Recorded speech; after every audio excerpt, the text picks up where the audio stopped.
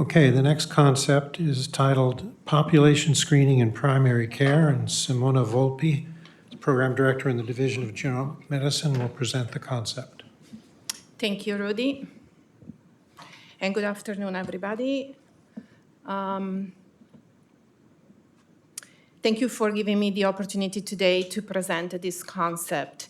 And first of all, I would like to thank all my colleagues in the Division of Genomic Medicine for helping me shaping this concept. And the concept I'm about to present is on population screening in primary care.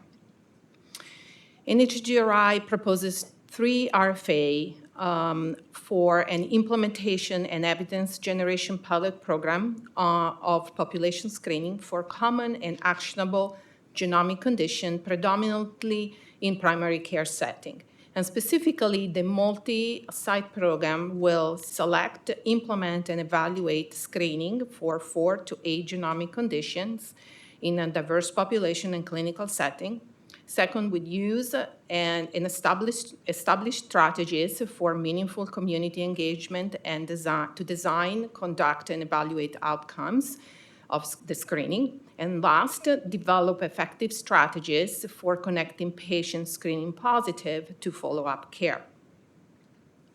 Screening for genomic variants that substantially increases risk of developing common complex diseases has been established as cost-effective strategies for 3 Tier 1 genomic conditions identified by the Center for Disease and Control and Prevention, the CDC, and those include the hereditary breast and ovarian cancer, Lynch syndrome, and familial hypercholesterolemia. These conditions at present are poorly understood by the healthcare system, and patients are often unaware of them until they present with late-stage diseases. In many preventive approaches, such as lipid screening, mammography screening, and others, primary care providers, which we call PCPs, are typically the first line for managing preventive care. Gaps for this workforce include efficiency measures, knowledge, confidence, and sometimes a robust informatic infrastructure to support decision-making. These gaps can be bridged by linking clinical center experience in providing genomic screening with the PCPs. Introducing genomic testing gradually into the primary care space, picking just a few high-value, high-evidence screening tests that are straightforward to implement and to understand is likely to be more successful than adopting a very large number of, such as, for example, the ACMG secondary finding list all at once.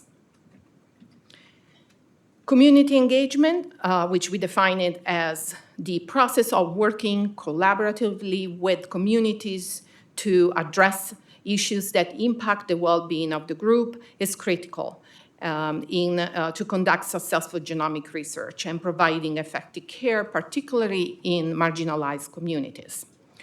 This entails proactively seeking out communities' values, concerns, aspirations, and then incorporating those into the decision-making and establishing meaningful ongoing partnerships. Implementation science can be used to explore engagement across a number of different stakeholder types, including patients, families, community, clinicians, health systems, and payers. Last fall, the Genomic Medicine Working Group of the National Advisory Council on Human Genome Research convened leaders in genomic medicine related field in its 15th Genomic Medicine meeting to examine the current state of population genomic screening in the US. A strong recommendation of the GM15 meeting was to support pilot studies of implementation, population screening for Tier 1 condition in primary care, as well as nearly ready genomic conditions that need the last mile of evidence to justify the implementation. They recommended the genomic community engages with the prevention research community to co-develop these genomic prevention research projects. The program will consist of a coordinating center, a sequencing center, and 4 to 5 clinical groups experienced in providing genomic testing and interpretation, teamed with the PCPs, working in diverse settings and populations.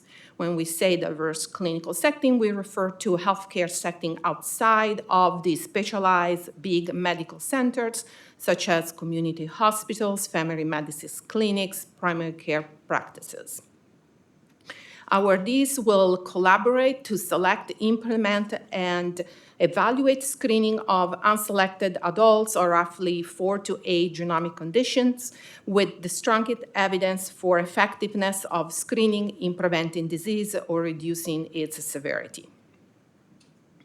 Consideration for selection and implementation of the conditions should be given to the CDC Tier 1 conditions and to conditions with strong but perhaps not yet convincing evidence, such as the HFE, hemochromatosis, ATTR cardiomyopathy, APOL1 hypertension, and other conditions that investigator might propose. The program will enroll, screen, and follow approximately 20,000 participants, each undergoing exome sequencing and reporting only on the CDC Tier 1 genes and other genes selected by the steering committee. Each clinical group will be expected to enroll 5,000 participants and complete the screening and return the results within the 24-month period. Outcomes from the program will address some of the following questions that I listed here. What is the uptake, the feasibility, potential sustainability of the genomic screening in primary care for patients and clinicians? What strategies will be necessary for overcoming the biases and barriers in population screening? What information, education are needed for clinicians? And are those strategies leading to patients being seen in referral? What type of follow-up is available? How reachable is the follow-up for the patient, and how often do the patient pursue it? What are the potential costs incurred or avoided when implementing a genomic population screening? We reviewed this concept with a small, prior to this meeting, with a small subgroup of members of this council, and they were largely enthusiastic but expressed concern about the budget. So we subsequently increased the budget from $6 million to $7 million per year. And the program will be a 5-year-long program. Now, I would like to, and Dr. Jarvik and Dr. Kulu were both part of that group, together with Dr. Cox and Dr. Jordy, and I would like to ask Gail probably to start a discussion. Yeah, so I mean, I think this is a very exciting concept, and it is a natural follow-up to that genomic medicine meeting, which really laid out very clearly why this would be a timely thing to do and the need for research in this area. So I'm very enthusiastic overall. I'll say as an internist and an adult medical geneticist, I've seen the patients who didn't get diagnosed early when it could have prevented significant morbidity and mortality. And so I'm certainly a true believer from that standpoint. It's very timely, it's very important. I think the community engagement piece is particularly a strength here because this is something new and different.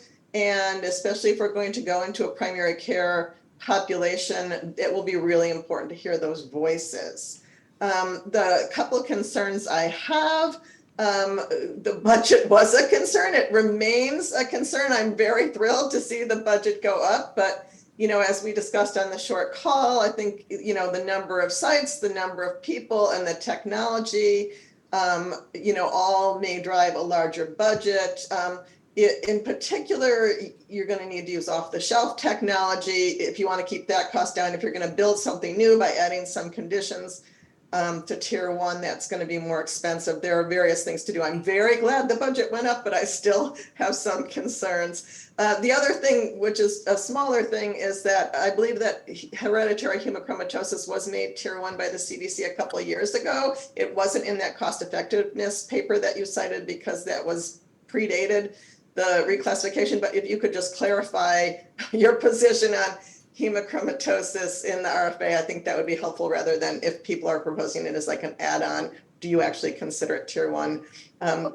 Just tangentially, the CDC is actually having a webinar on Thursday that addresses the need for trials around population screening for hemochromatosis. So it's timely to talk to each other. But overall, as I said, I'm very enthusiastic. I think it's a really important thing to bring forward. Thank you.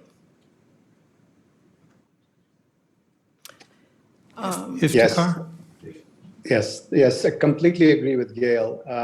I think clearly, this has made its way to this point after a lot of thought, discussion, vetting, including it was highlighted in the strategic vision that this kind of population-wide genomic screening is an area of priority. And then, of course, it was further discussed at length by the Genomic Medicine Work Group. And they kind of informed much of the shape of this particular concept.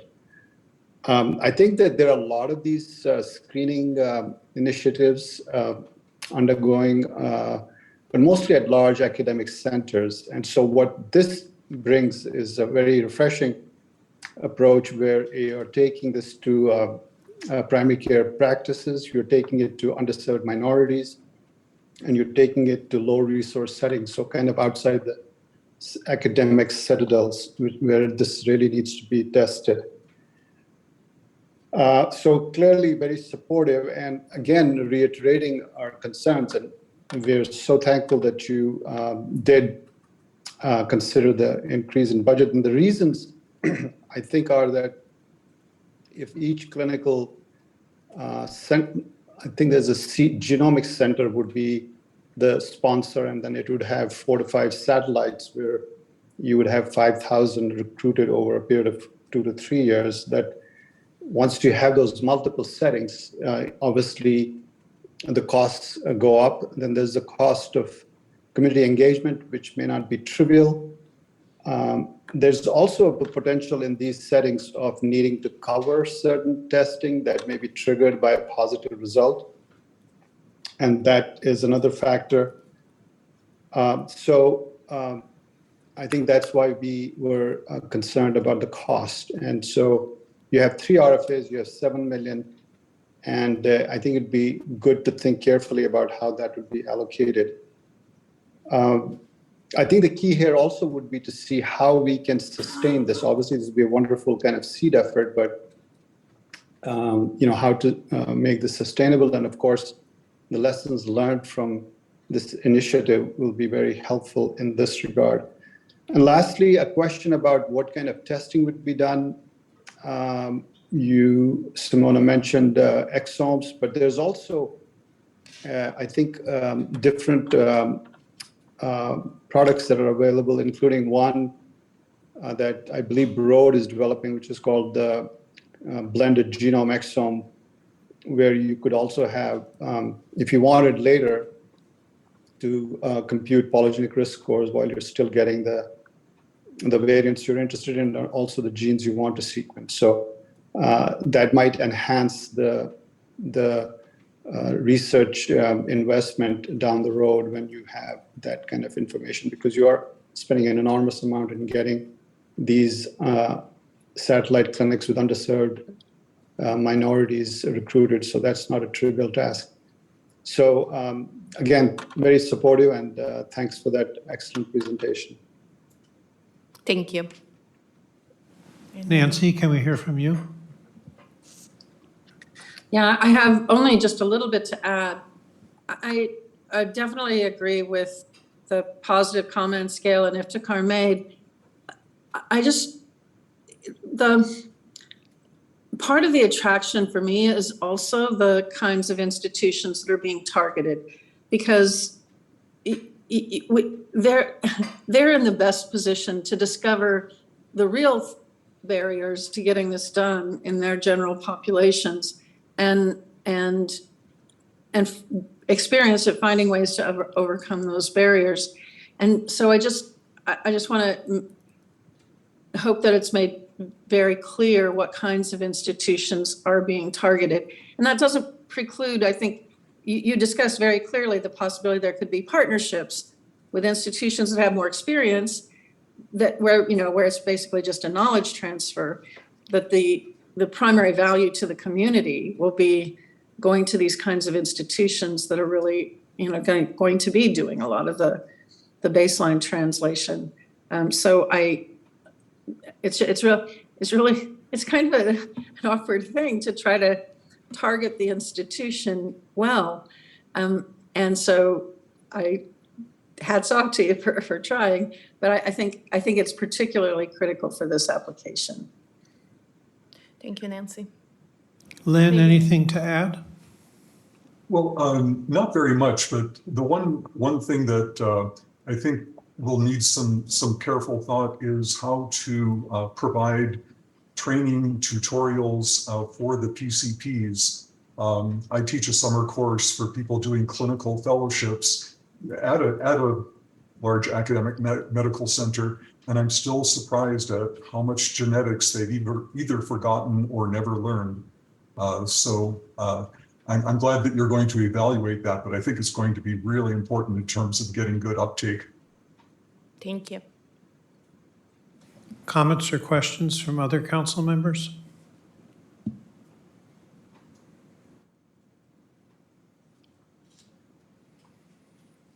Okay, 10 seconds has lapsed, so can I get a motion to approve the concept? Second, all in favor? Anyone opposed or wishing to abstain? All right, thank you very much. Thank you again. Thank you, everybody. Simona. Nicole, you want to come up, please?